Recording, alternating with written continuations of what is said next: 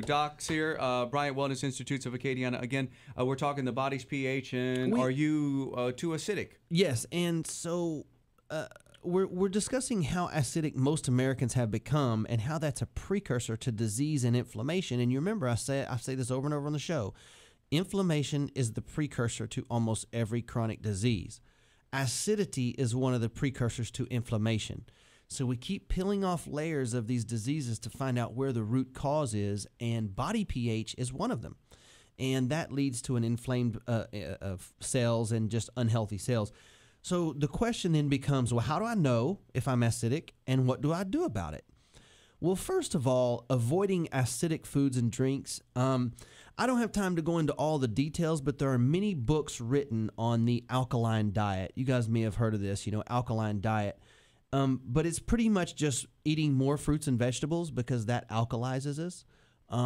Processed things makes us more acidic. What about things we think of as acidic, like oranges and lemons? Yeah, a lot of those things they seem acidic to us, but they actually make our body more alkaline. Wow. So there's many books written on that about the details, and I'm not super knowledgeable on how all that takes place. Did you just say? I think I misheard you. You said eat fruits and vegetables, Yes. or eat them. Eating more fruits and vegetables. Yeah. Oh, that would seem like with oranges and strawberries, it seems like it would make you more acidic. Yeah, but it doesn't. I mean, because I guess you're probably getting so many other nutrients. Yeah, the vitamins and nutrients in there are everything. probably So I know, but it's like surprise, right? Eating more fruits and vegetables makes us healthier. It's like how many? Heard that one before.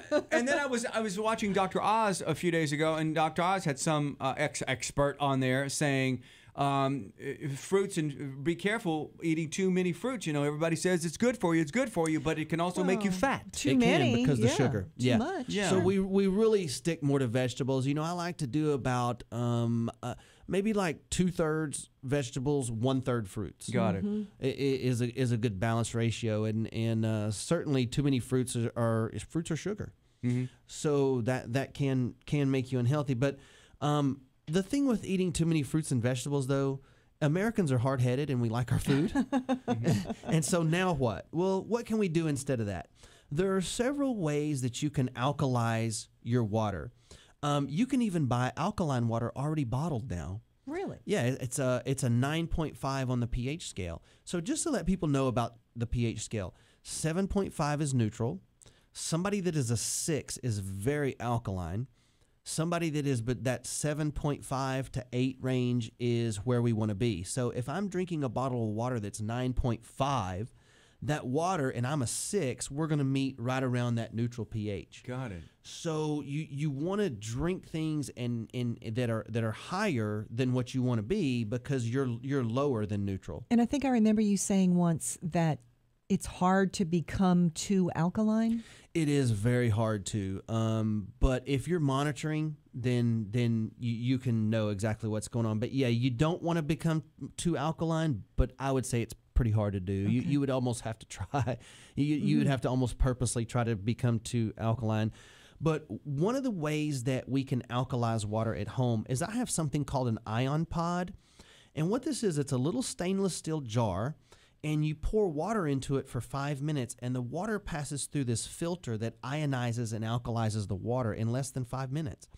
And then you pour it out of there into a glass or into a jar, into a pitcher, and that's your alkaline water. And you can test that water, and it's like a 9 or a 9.5 on the pH scale, and you can drink a few glasses of that a day. That is too much trouble. I'll just stop by CVS. Thank you. And get you one? Yes. Yeah. When you see the price of that bottle of alkaline water, I might buy this little gadget, huh? Okay, he was right. Now, but how do you know? The way that you know if you're acidic or not is that we do a urine strip and check the pH of your urine first thing in the morning. So you can get some test strips and check first thing in the morning when you wake up, and you want it between a 6.5 and 7. If it's lower than that, say like a 6, then you need to alkalize. Now, I know you might think, well, I'm a 6 and a 6.5 is close enough. There's a huge difference between a 6 and a 6.5 on the pH scale. Okay, so it doesn't sound like that much, but the difference between a 6 and a 7 is a very large difference. Okay, so I'm an idiot and I'm taking notes now. So when where do I get these little strips? First off, Amazon. Can I get them locally? You might be able to get them at one of the health food stores. I bet you could. I bet Drug Emporium or somewhere like that might have them. Okay, so I find test strip because everything you cost me so much money when you're here. Okay, I get the test strips, and then now when the first time I go to the little boy's room in the morning. Yeah, you didn't know exactly how to do that, right? You know, it's a family show, Doc. Right. Okay, so you go TT on the strip? Yes. Okay. I'm sure the instructions will be on the box. Yeah, first thing in the morning. Yeah. And then it should be what?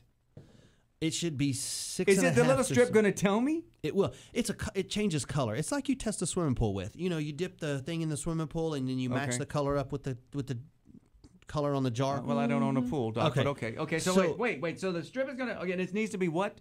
6.5 to a 7. 6.5 to 7 in the morning. Now is ideal. What ideal? What if it's higher, way higher? That means you're just full of acid, right? You mean lower? Lower. Mm-hmm. Yes. See, I'm already messing up. Okay, so listen, a 6 is acidic, a 5 is more acidic, a 4 is even more acidic than that. Oh, okay. So it should be between 6.5 and 7. Yeah. If it's higher than a 7, that's good. That's good. Yeah. Okay. Now, if you test your urine and you're an 8.5 or something, you need to get to the hospital because something's not right at all. But you're going to be Why? But that would mean I would be more alkaline. Yeah, but that's way too alkaline. That's okay. severe. That's yeah.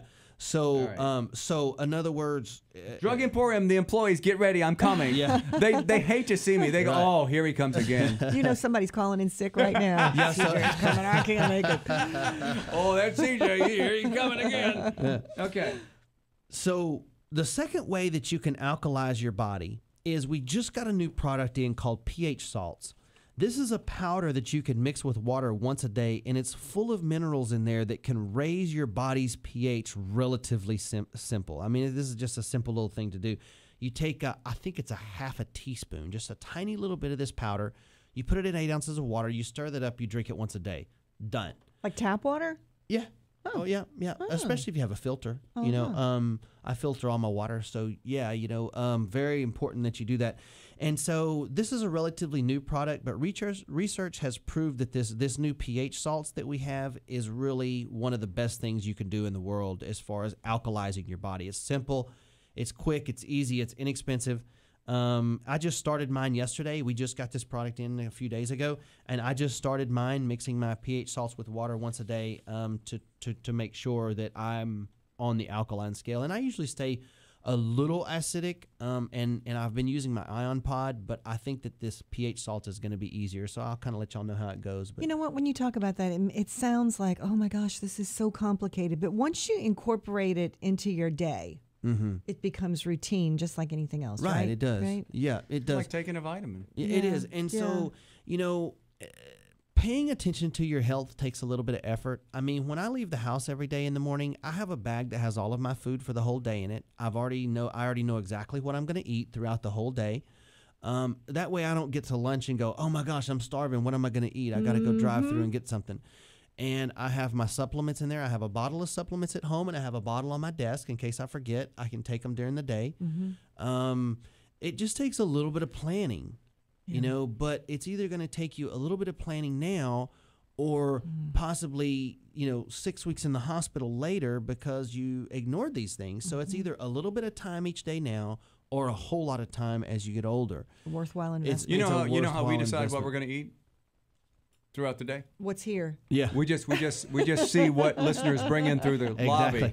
Yeah. That's how we eat. Y'all do things like, I sure would like some of those biscuits right about now. Yeah. And magically they just show up. Yeah. I had the world record, by the way, for rice and gravy.